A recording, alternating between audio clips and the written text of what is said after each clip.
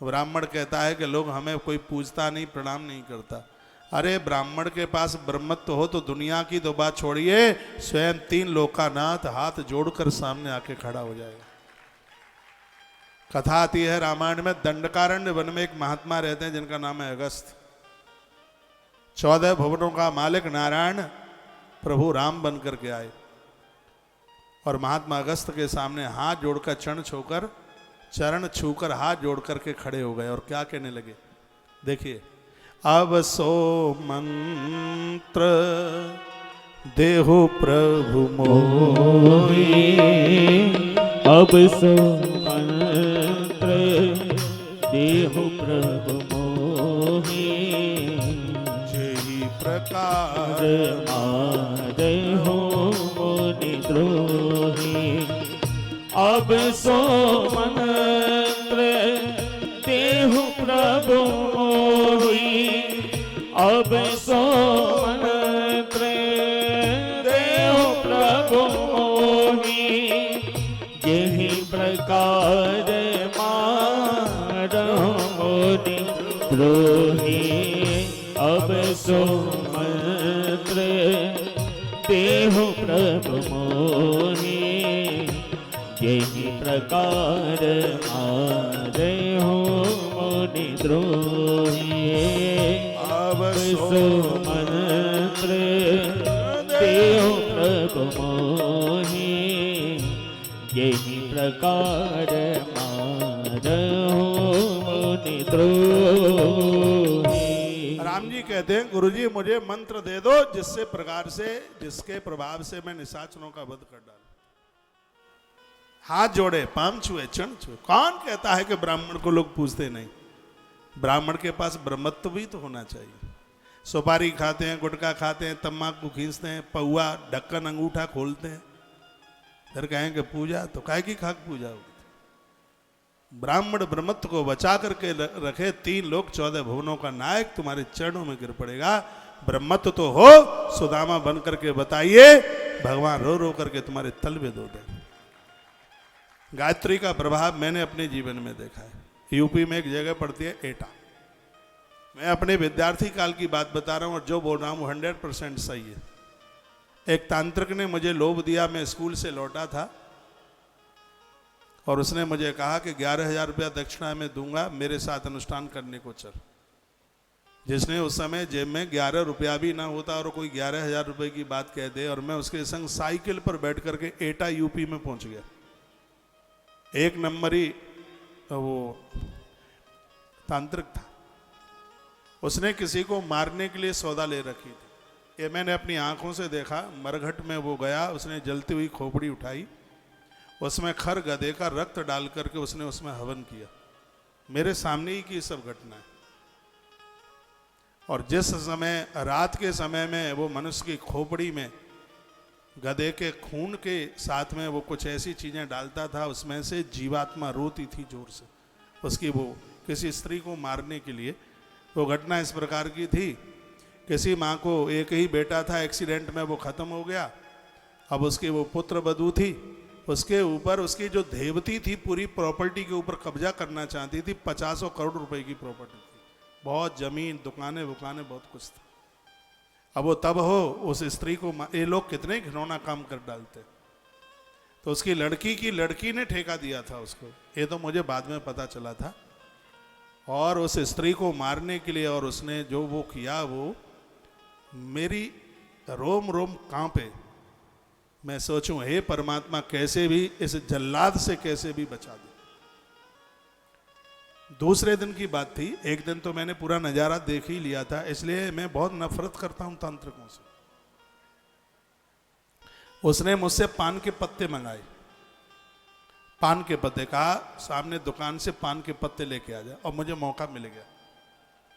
तो वहां पर जीप वाला कोई खड़ा था, वो कह रहा था सिकंदरा राव, सिकंदरा राव, सिकंदरा राव। इतना मुझे ध्यान था कि मैं उधर से आया था तो सिकंदरा राव रास्ते में पड़ा था। तो पान का पत्ता ना लेता हुआ और मैं उसे जीप के ऊपर लटक लिया और उसने सिकंदरा राव छोड़ा। सिकंदरा राव से हाथरस मोड़ के पास तक मैं वहाँ से पैदल चला और वहाँ से एक टेम्पू पकड़ा और मैं जाके हाथरस और वहाँ से मैं राया और राया से जैसे तैसे प्राण बचा करके मैं वृंदावन पहुँच गया। उसके कब्जे से मैं निकल आया। दूसरे दिन मैं गोवर्धन गिरिराज जी की परिक्रमा देने को गया। परिक्रमा लगा रहा था, मानसी गंगा पर एक बोर्ड लगा हुआ था एक किसी ज्योतिषी के नाम का। बड़े वयोवृद्ध थे, मैंने उनके चरणों में प्रणाम किया। वो अच्छे महापुरुष थे, शास्त्री थे, विद्वान थे। मैंने उनको प्रणाम किया, मेरी आंख में आंसू थे। महापुरुषों से कभी अपने हृदय की बात नहीं छिपानी चाहिए। मैंने उन्हें बताया कि मेरे साथ ऐसी ऐसी घटना घटी है और ये सब मैंने अपनी आंखों से देखा है और ऐसे ऐसे पान के पत्ते मंगाए थे और मैं प्राण बचा करके और मैं भाग आया। उन्होंने अपनी कुछ पृष्ठ कुंडली बनाई। उन्होंने कहा, बेटा तुझे तो मरना था।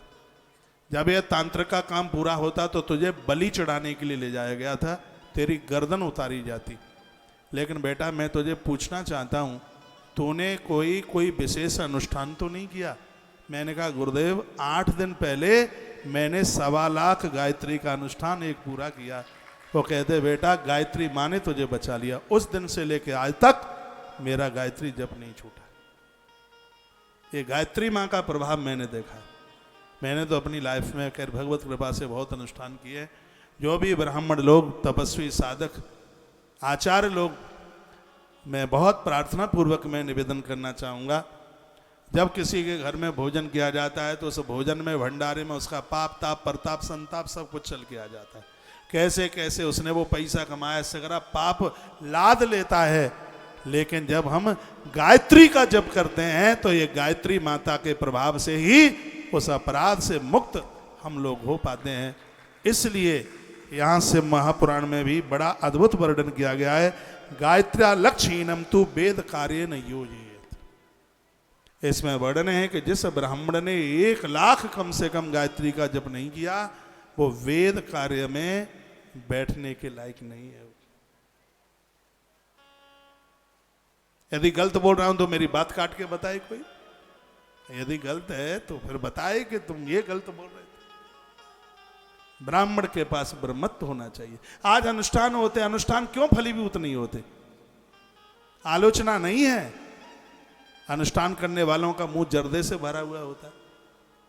वो जजमान का संकल्प कराता है, मुंह में से फुहारा छूट करके तो जजमान के हाथ पे ही गिरता है। गणेश पुराण में वर्णन है कि ब्राह्मण के मुख से भगवान भोजन करते हैं। यज्ञ में आहुति डाली जाती है, वो भगवान के पेट में जाती है। गरीब को खिलाया जाता है तो भगवान के पेट में जाता है। गैया मैया को खिलाया जाता है तो भगवान के पेट में जाता है। जिस ब्राह्मण के मुख से भगवान भोजन करते हो, उस ब्राह्मण के मुख को कितना शुद्ध होना चाहिए, कितना पवित्र होना चाहिए। आप तो तालियां बजाना मत बिल्कुल, क्योंकि आपको बुरा लग रहा होगा।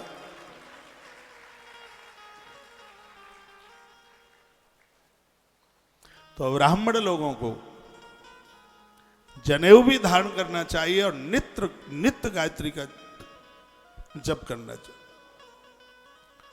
गायत्री का जप तो उसकी संध्या में आता है। सूर्य भगवान को अर्घ देना, महादेव का अभिषेक करना, सालराम भगवान का अर्चन करना, यज्ञ में आहुति डालना और रोजाना गायत्री मंत्र का जप करना, ये 5 काम ब्राह्मण के लिए नित्य होने चाहिए। रोज करे। दिने दिने त्वतिक्रांते नित्यमेवं क्रमा जपेत्, मासादौ क्रमसोती ते सार्ध लक्ष्य जपे नहीं। एक दिन में लाखों जप नहीं कर सकता तो 1 महीने में तो 1 लाख कर सकता है। हाँ, जो अनुष्ठानिक ब्राह्मण हैं उनका 1 महीने में 1 लाख गायत्री का जप होना ही चाहिए। यदि ऐसा नहीं करते हैं तुम वेद कार्य नहीं कर पाओगे, यज्ञ नहीं कर पाओगे, कोई अनुष्ठान की काबिलियत में नहीं रहोगे। और यदि तुमने किया भी है तो तुम्हारा अनुष्ठान धुएं वाली आग में घी झोंकने की तरह। तुम्हारा अनुष्ठान तब ही लगेगा जब तुम विधिपूर्वक नित्य नियम से तुम संध्या करते हो, स्वयं में तर्पण करते हो, सूर्य भगवान को अर्घ देते हो, प्राणायाम के साथ अगन्यास करन्यास करते हो, गायत्री मां का जप करते हो, तब ही आपका किया गया अनुष्ठान जजमान को समर्पित हो। और इन कार्यों में हम लगे हैं। लोग हमें कहेंगे तुम क्या कर रहे हो? इन बच्चों को जन्म तो इनके माता पिता ने दिया है, लेकिन हम इनको पूर्ण ब्राह्मण बनाने में लगे हैं। आज ब्राह्मणों का अभाव हो रहा है। मेरा डंडा होता है पूरी रूप से। मैं फोन कर करके पूछता हूँ आज अभिषेक हुआ कि नहीं, बच्चों ने संध्या की कि नहीं, क्योंकि मेरे भरोसे घर छोड़कर आश्रम आए हैं। मुझे बड़ा ध्यान रखना पड़ता है इनके ऊपर। यह मेरा दायित्व है। मेरा जन्म ब्राह्मण घर में हुआ है, तो मेरे लिए 6 कर्म जरूरी है। एक तो विद्या पढ़ना, भगवान की कृपा है मैंने संस्कृत पढ़ी है। विद्या पढ़ना पहला काम है, उसका विद्या पढ़ाना दूसरा काम है। तो मैंने अपने दूसरे काम को भी गुरुकुल तैयार करके काम पूरा किया है। ब्राह्मणों के बच्चे पढ़ रहे हैं। विद्या पढ़ना, विद्या पढ़ाना 2। तीसरा काम है यज्ञ करना। तीसरा काम है यज्ञ करना। मैं 365 दिन यज्ञ करता हूं। मैंने सोच रखा है कि ब्राह्मण के घर में मैंने जन्म लिया, तो क्या मैं अपने ब्राह्मण कर्म को पूरा कर रहा हूं कि नहीं। व्यासपीठ पर बैठा हूं, धोखे से भी मेरा एक भी दिन नहीं छूटता जिस दिन मैं यज्ञ न करता हूं। यज्ञ के बिना तो मेरा दिन ही बिल्कुल बेकार। उस दिन मैं इधर आया, कुछ खाया पिया नहीं, मैंने सीधे आके कथा में बैठ गया। यहां तक दूध भी नहीं पिया। क्यों? यज्ञ नहीं कर पाया था इसलिए। सुबह 5:15 बजे वहां पर अभिषेक पूरा किया। उसके बाद मैंने दिल्ली से फ्लाइट पकड़ी। बड़े भजता भजता भजता भजता गाड़ी खींची भाई परीक्षित गोयल ने। पहुंचा वहाँ जा कर के वो फ्लाइट, फिर वहाँ पहुंचना हुआ। इधर 12 बजे का टाइम दे रखा था कथा का। गाड़ी में दूध इंदौर से मुझे मिल गया तो भी नहीं ले पाए, क्योंकि यज्ञ नहीं हुआ था, यज्ञ नहीं हुआ इसलिए। तो ब्राह्मण का तीसरा काम है यज्ञ करना, और मेरे ऊपर भगवान की कृपा है कि इसको मैं पूरा कर रहा हूँ। 365 दिन हवन करता हूँ, यज्ञ करता हूँ। चौथा काम है यज्ञ कराना, तो इसको भी पूरा कर रहा हूँ। आप भक्तों के साल में कितने यज्ञ कराता रहता हूँ, आपको रजिस्ट्रेशन दे दे करके। यजन होता है, यज्ञ होता है। तो भगवत कृपा से ये चौथा भी काम पूरा हो रहा है। विद्या पढ़ना, विद्या पढ़ाना, यज्ञ करना और यज्ञ कराना। और 5वां काम है दान लेना। आपसे दान ले भी रहा हूं, और जो आपसे ले रहा हूं सत्य यही है, उसको अपने ऊपर खर्च ना करते हुए उसको पारमार्थिक कार्यों में। ब्राह्मण का काम है दान लेना और दान देना। उसको धार्मिक पारमार्थिक कार्यों में उसको खर्च करे, उसको अपने ऊपर खर्च नहीं। तो ब्राह्मण का काम है ये। तो उसमें विद्या पढ़ना और पढ़ाना, ये दोनों बहुत ज्यादा जरूरी है। यज्ञ करना और कराना ये बहुत ज्यादा जरूरी है। तो यहाँ ये जितने ये बच्चे हैं गुरुकुल के, ये डेली गायत्री जपते हैं, प्राणायाम करते हैं, अगन्यास करन्यास करते हैं। बहुत बड़ी बात है। रुद्राष्टाध्यायी से ये बच्चे रोज रुद्राभिषेक करते हैं, नित्य करते हैं। वृंदावन बहुत बड़ा है, और ये मैं लाइव टेलीकास्ट में बोल रहा हूँ। अभी इन बच्चों के एग्जाम हुए थे। वृंदावन के सभी स्कूलों में तुलसी गुरुकुल विद्यापीठ के बच्चों का पहला नंबर आया है इन कामों में लगे। ये तो किसी के घर में जाके 2 पूड़ी खा लेंगे, पुरखे नाचेंगे स्वर्ग में, पितृलोक में खुशी मनाएंगे। इन्हें वो संस्कार दिए जाए। ताली मत बजाना, नजर लग जाएगी।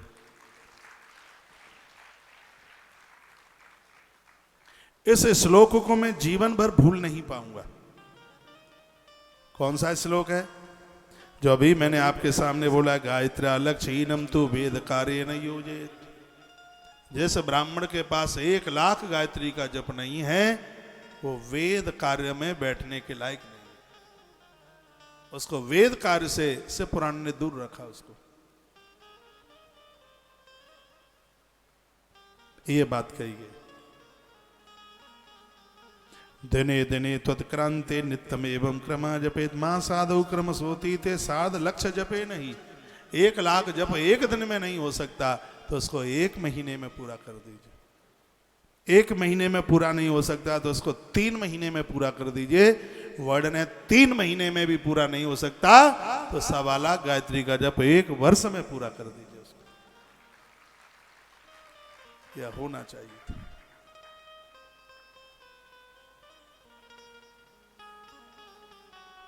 बोल भक्त वत्सल भगवान की। जय हो। चोटी रखने वाले ब्राह्मण स्नान करें तो चोटी खोल करके और जप करें तो चोटी बांध करके, मंत्र के द्वारा चोटी बांधें। मंत्राणाम जप एवं ही जप मादि क्रमाद विदु। जो ये जप है, जो आप जो जप करते हैं, ये वर्णन किया गया है सहस्रम ब्रह्मदम विद्या, 1000 ब्रह्मा आपको उपदेश आकर के देते हैं। 1000 ब्रह्मा, एक नहीं 1000 ब्रह्मा। यदि आपके पास जनेऊ नहीं है, आपके पास चोटी नहीं है, तो वेद के मंत्र तुम्हारे हृदय में कभी भी स्थान नहीं बना पाएंगे। एक नहीं 1000 ब्रह्मा चल करके आ जाए, 1000 ब्रह्मा तुम्हें उपदेश दें, तुम्हें संदेश दें। यदि तुम्हारी रोटी ठीक नहीं है, तुम्हारी चोटी ठीक नहीं है, खान पान ठीक नहीं है, चोटी तो एंटीना है। पहले ब्लैक एंड व्हाइट टीवियां लगती थी तो एंटीना लगता था, फिर एंटीना को यूं घुमाया जाता था। एक बच्चा ऊपर खड़ा होता था, एक भाई आंगन में कहता भैया रोक दे, अब चित्र सही आ रहा है। तो एंटीना, चोटी एंटीना है, ये ठीक से रहेगा, भगवत चरित्र का चित्र आकर के उतरेगा। जनेऊ है, चोटी है, ये संस्कारों में आता है। कथा तो मैंने शिव महापुराण की आपको पहले भी सुनाई है, अभी मैं कहीं से सुना रहा था, लेकिन जितनी बार आप कथा सुनेंगे उतनी बार आपको नई सी लगेगी, आपको कुछ अलग सा लगेगा। वो तुम्हें मुझे आनंद आता नहीं कि वो यहाँ सुना दो और वही वहाँ सुना दो। हरे अनंत हर कथा अनंत। लोग कहते हैं भगवान की कथा अनंत है, जिंदगी भर बोलते रहो तो भी पूरी नहीं होंगी। जिंदगी भर बोलते रहो तो भी पूरी नहीं होंगी तो वो की वो ही क्यों सुनाते हो? तो फिर बदलाव करो ना, फिर अनंत है कथा तो।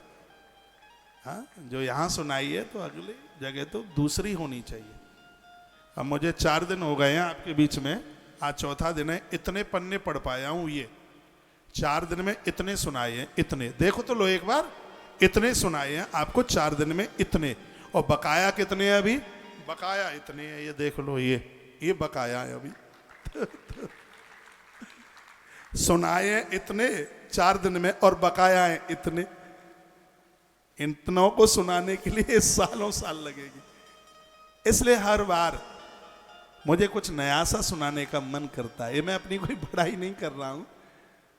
अब भगवान की बड़ी कृपा, आंख से पट्टी बांध दो तो भी कथा ऐसे ही चलेगी, वो अभ्यास की बात है, भगवान की कृपा की बात। इतनी कथाएं हो गई हैं, 28 साल हो गए व्यासपीठ पर, 28 वर्ष का अनुभव भी बहुत होता है। और जो 24 घंटा उसी लाइन में जी रहा है तो अपने कार्य का तो प्रभाव होता ही है, लेकिन फिर भी मेरा मन मानता है कि शब्द ब्रह्म आंख दर्शन करे उसका। जब ये आंखें श्लोकों का दर्शन करती हैं तो मेरी आंखें भी पावन हो जाती हैं, पवित्र हो जाती हैं। ये वेद के मंत्र हैं, पुराणों के मंत्र हैं ये। जब आंखें इनका दर्शन करती हैं तो आंखों को भी अपना जन्म धारण करने का फल प्राप्त हो जाता है। इसलिए मैं ग्रंथ खोल करके सामने रखता हूँ। मैंने मार्कंडेय पुराण में पढ़ा है, भले ही ग्रंथ तुम्हें कंठस्थ है तो भी ग्रंथ को सामने रखिए, उसकी फलश्रुति तब ही पूरी होती है। मैं तो हनुमान चालीसा किताब लेके करता हूँ, क्या मुझसे हनुमान चालीसा नहीं आता होगा? लेकिन फिर भी मैं हनुमान चालीसा करता हूँ तो किताब सामने रखता हूँ, मेरी आदत में आ गया है। मैं तो रात्रि को धर्म यात्रा आपको सुनाता हूँ तो भी कोई न कोई किताब सामने रख लेता हूँ। ये तो ऐसे समझ लो किसी फौजी की बंदूक, जो फौजी है वो बिना हथियार के चलता ही कहाँ है? फौजी तो अच्छा तभी लगता है ना जब उसके कंधे पर बंदूक होती है। और हम जैसे लोग तो तभी अच्छे लगते हैं जब ग्रंथ हमारे पास में। ग्रंथ हमारा जीवन है, हमारी जीवन की गांठों को जो खोल दे वही तो ग्रंथ है। वह एक बार जयकारा लगाइए, बोलिए शंकर भगवान की जय हो, धारनाथ भगवान की जय हो। जय जय श्री राधे श्री राधे श्री राधे। वर्णन किया कि जिसका अन्न खा करके आप जप करते हैं तो आपके जप का बहुत बड़ा अंश उस व्यक्ति के खाते में जाता है जिसका अन्न खा करके जप किया है। यावत कालम यद अन्नम वै भुक्ता श्रवण मेधते तावत कृतस्य पुण्यस्य तुर्धम। देखो वर्णन किया गया है, हम ब्राह्मणों को भोजन, संतों को भोजन क्यों कराते हैं? शिव महापुराण में लिखा है कि आपने किसी साधक को, महात्मा को भोजन कराया, जब तक तुम्हारे अन्न का रस उसकी बॉडी में रहेगा तब तक वो सत्कर्म करेगा, तो ऑटोमेटिक उस किए गए सत्कर्म का अंश अपने आप तुम्हारे खाते में आ जाएगा। यह भगवान शंकर बोले हैं। नारायण सुन रहे हैं, सूत जी महाराज सौनक ऋषियों को सुना रहे हैं। आनंद आ गया। विद्या द्रवते ततो दुखम सुखम विद्या सुव्रतम। विद्या है हमें सुख देती है और अविद्या हमें दुख देती है। अविद्या, अज्ञान हमें दुख देता है और प्रकाश यानी ज्ञान हमें सुख देता है। सतकुटुंबस्य विप्रस्य चतुर्जन युतस्य च। ऐसे ब्राह्मण को भोजन कराने का ज्यादा फल है जो ब्राह्मण अपनी जीविका से माता पिता, दादा दादी, पत्नी और बच्चों का भरण पोषण कर रहा है। ऐसे ब्राह्मण को भोजन कराने की लिखा है ना, सकुटुंबस्य विप्रस्य। ऐसा ब्राह्मण जो कुटुंब के भरण पोषण में लगा हुआ है और उसको भोजन कराने की बड़ी महिमा का वर्णन किया है। लेकिन वो वैदिक हो तो बात बड़ी अलग है, धार्मिक हो, पारमार्थिक हो तो उसकी बात बहुत दिव्य बात है। उसको संयमी पुरुष हो, बड़ी अद्भुत बात है। यहां लिखा है कि आप धर्म करोगे तो सुख मिलेगा और अधर्म करोगे तो दुख मिलेगा। ऐसा सूत महाराज सौनक ऋषियों को सुना रहे हैं। चांद्रायण सहस्रम तो ब्रह्मलोक प्रदम विदु। भूखे को भोजन कराने का फल मतलब इसमें जानते हैं क्या लिखा है? आपने जरूरतमंद लोगों को भोजन कराया है, उसका फल है 1000 चांद्रायण व्रत करने से जितना फल मिलता है, एक भूखे व्यक्ति को भोजन कराने से तत्काल उतने फल की प्राप्ति हो जाती है। चांद्रायण सहस्रम, 1000 चांद्रायण व्रत के बाद भूखे को भोजन करने से। आपके घर में रसोई शुरू होती है, थोड़ा बाहर आकर के देखिए, कोई भूखा तो नहीं खड़ा है, उसको जिमाइए। उसको भूखे को भोजन कराने से 1000 चांद्रायण व्रत करने का फल मिलता है। चांद्रायण व्रत बड़ा कठिन है। चांद्रायण व्रत एक दिन का नहीं होता, 30 दिन का होता है। इसमें चंद्रमा की कला बढ़ती है तो ग्रास लिया जाता है, घटती हैं तो ग्रास को कम किया जाता है। ग्रास कितना? मोरिया का अंडा जितना बड़ा होता है, इतना सा। एक व्रत मैंने भी किया है, भगवत कृपा से। मैंने तिल के दाने के ऊपर किया है। तिल का दाना कितना वजन होता है उसका?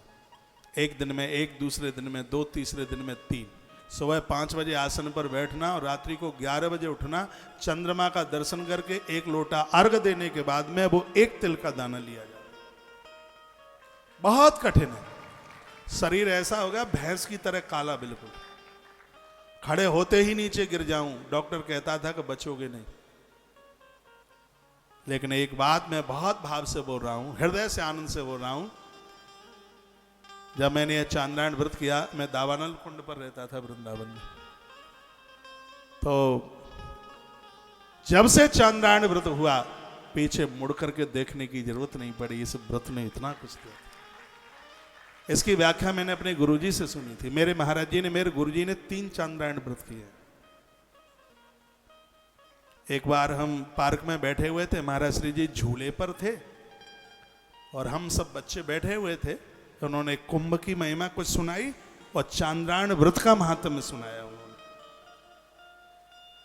बस मैंने तो यही कहा था अपने मन में कि इन गुरु चरणों में मेरी पूर्ण रूप से श्रद्धा है, तो हे मेरे प्रभु, आप मेरा एक चांद्रायण व्रत करा देना। एक ही मुंह से निकला था तो एक करा दिया उन्होंने। कोई विघ्न नहीं आया, कोई दिक्कत नहीं आई। वो इतना अद्भुत। तिल के दाने के ऊपर सत्य है, तिल के दाने का वजन कितना होता है। रात्रि को पानी पीना चंद्र दर्शन के बाद बहुत कठिन है। मेरी बात सुनकर आप मन मत बना लेना, भारी कठिन है। और आप मन बना लोगे तो मैं रोकूंगा भी नहीं। लेकिन व्रत बहुत कठिन है। इतना कठिन है कि द्वारा अभी तक हिम्मत नहीं पड़ी है करने के लिए, इतना कठिन है। एक तो हो गया है गुरु कृपा, भगवत कृपा के द्वारा। तो मैं बहुत निवेदन कर रहा हूं, भूखे को भोजन कराने का फल 1 चांद्रायण व्रत के बराबर है। इसलिए कभी अपने दरवाजे से, देहली से कभी किसी को भूखा मत जाने देना। मैं अपनी बड़ाई नहीं कर रहा हूं, मैंने पढ़ाई से भी ज्यादा अपने आप को साधना से जोड़ा। मैंने अनुष्ठानों में विश्वास किया, पढ़ाई से भी ज्यादा। पढ़ाई तो किताब एक बार पढ़ ली, वो याद हो गई, दोबारा पढ़ने की जरूरत ही नहीं पड़ी। मां शारदा की, सरस्वती माता की इतनी कृपा, कोई किताब द्वारा टटोलने की जरूरत नहीं तो इतना पुराण, इतना ग्रंथ, ये इतने पुराण आपके बीच में सुनाए गए, तो क्या ये सबको पढ़ करके तो कहां से संभव हो पाता। आनंद की ये बात रही कि एक श्लोक मैंने किसी पुराण से उठाया, उसके 10 श्लोक क्या बोलेंगे, एक श्लोक पढ़ते ही मुझे इस बात का अनुभव हुआ कि इसके आगे के 10 श्लोकों में ये कथा है। व्रत, उपवास, साधना की बड़ी महिमा होती है अपने आप। आप सबको आग्रह पूर्वक निवेदन करूंगा, आप भगवान के मंदिर में 2 मिनट के लिए भी बैठते हैं, निरर्थक नहीं जाता। ये चीजें आपकी अध्यात्म ऊर्जा को बढ़ाती है। आपके अध्यात्म कहते हैं अपनी तरफ झांकना, अपने आप को पहचानना। लोग दुनिया को पहचान रहे हैं, लेकिन अपने आप को आज तक नहीं पहचान पाए। अपने आप को पहचानना अध्यात्म। तो ये सब साधना से, जप से ये सब चीजें प्राप्त हो जाती हैं। आप हवन करते हैं, ये कोई ऐसे ही थोड़ी चली जाएंगी आहुतियां, प्रकृति आपको आशीर्वाद देगी, क्योंकि यज्ञ से वर्षा होती है, वर्षा से अन्न पैदा होता है, और उस अन्न को जितने लोग खाते हैं उसका पुण्य आपको मिलता है, क्योंकि आप यज्ञ करते हैं, यज्ञ से वर्षा होती है। गीता में कृष्ण बोले हैं, यज्ञ के द्वारा वर्षा, वर्षा के द्वारा अन्न, और उस अन्न को जितने जीवों ने खाया उसका पुण्य आपको प्राप्त हो रहा है, क्योंकि आपके यज्ञ करने से पानी गिर रहा है, वर्षा हो रही है। तो यज्ञ कितनी बड़ी साइकोलॉजी है, कितना बड़ा विज्ञान है यज्ञ।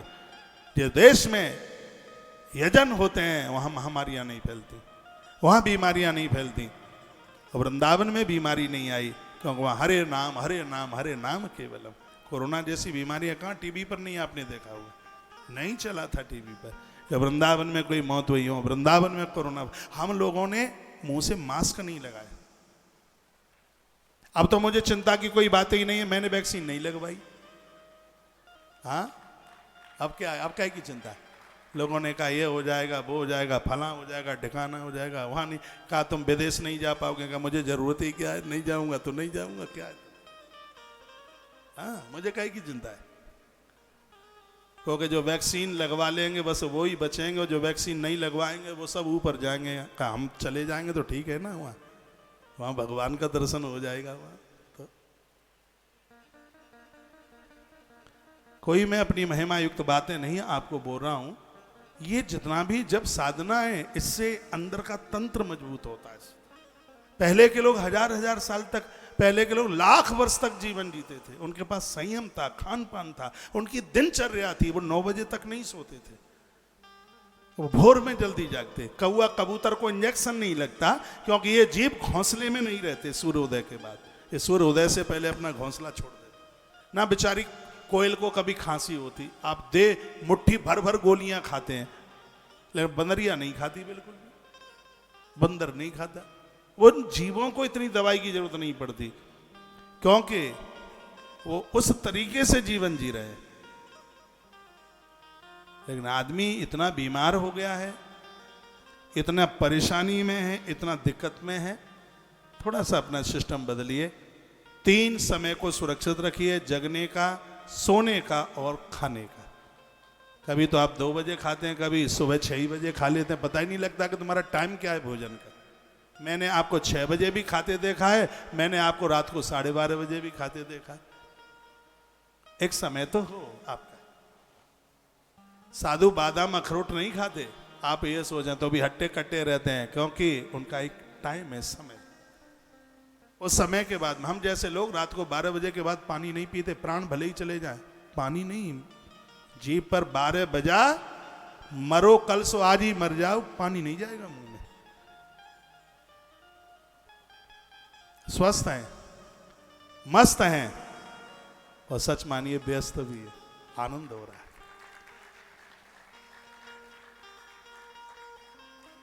तो आज की कथा तो बहुत आनंद कर देने वाली है। एक बार फिर यह कह करके आगे चल रहा हूं, चांद्रायण से श्रम तो ब्रह्मलोक प्रदम विदु। 1000 चांद्रायण का व्रत करने वाले लोगों को ब्रह्मलोक मिलता है, और भूखे को भोजन कराने वाले को 1000 चांद्रायण व्रत करने का फल प्राप्त होता है। आप सब गृहस्थी लोग हैं, आपके घर से कभी कोई भूखा ना जाए। आवे अतिथि द्वार पर करो सकल सन्मान, ना जाने किस भेष में आ जाए भगवान। आया अतिथि द्वार पर नहीं किया सम्मान, सकल धर्म मिट जात है कहे स्कंद पुराण। आपके दरवाजे से यदि कोई भूखा चला जाए तो सगरा धर्म चला गया भैया। इसलिए ध्यान रखें, घर से कोई भूखा ना जाए। छुदा भूख व्याधि की शांति के लिए अन्न और जल का दान करते रहना चाहिए। सजग समझदार लोगों को 69 नंबर के श्लोक में लिखा है, अन्न और जल का दान बहुत बड़े दानों में से है। बोले देता हूं मैं आपके बीच में, जलम चैव सदा देह अन्नम क्षुद व्याधि शांतये। उन लोगों को व्याधियां नहीं लगती, बीमारियां नहीं लगती उन्हें जो अन्न और जल का दान करते रहते हैं। 3 महीना अन्न के लिए बहुत विशेष बताए गए हैं। कार्तिक का महीना, अगहन का महीना, माघ का महीना, यूं तो 12 महीना है, लेकिन विशेष रूप से 3 महीना। और जल के दान के लिए सबसे बड़ा महीना है, वो है बैसाख का महीना, जिसमें लोग प्याऊ खुलवाते हैं, जल के मटके रख देते हैं। तो उस समय का जो बड़ी बात कही गई है, कहा गया जलम चैव सदा देह अन्नम क्षुद व्याधि शांतये। तो इस ग्रंथ में तो लिखा है जलम चैव सदा दे अन्नम, इसमें सदा शब्द लिखा है, यानी हमेशा, कौन से भी महीने में, कौन से भी दिन, कभी भी पानी और अन्न का दान, इसमें मुहूर्त न देखें। जब मौका मिल जाए, जब व्यवस्था हो जाए, तब जल और अन्न का दान कर देना ही चाहिए। ऐसा भगवान महादेव विधाता ब्रह्मा और नारायण को बोले, सूत सौनक ऋषियों को बोले। बड़ी उसकी महिमा का वर्णन किया, जिसका अन्न खा करके जो जितने काल तक कथा सुनेगा, श्रवण करेगा, मनन करेगा, भजन करेगा, उसका फल अन्न देने वाले दाता को प्राप्त होगा। ऐसा 70 नंबर के श्लोक में लिखा है, बनावटी बात नहीं है। यावत कालम यद अन्नम वै भुक्ता श्रवण वेदते तावत कृतस्य पुण्यस्य त्वरधम दातुन्न संशय। इसमें कोई संशय नहीं है। जिसका अन्न खाकर हम कथा सुनेंगे तो कथा सुनने का जो फल है उसके अकाउंट में, खाते में जाएगा। जिसका अन्न खा करके हम भजन करेंगे तो उसका अंश उसके खाते में जाएगा। और आप भजनानंदी हैं तो आपका कम नहीं होगा, सो चिंता न करना बिल्कुल भी, ठीक है। आपको लगे कि दूसरे की रोटी खा करके और पुण्य वहीं चला जाएगा तो हमें क्या बचेगा, आपका उतना ही रहेगा। लेकिन आपको 10% मिल रहा है तो उसमें से कुछ % उसके खाते में चला जाएगा, जिसका अन्न खा करके हमारी बॉडी में ब्लड घूम रहा है, खून घूम रहा है।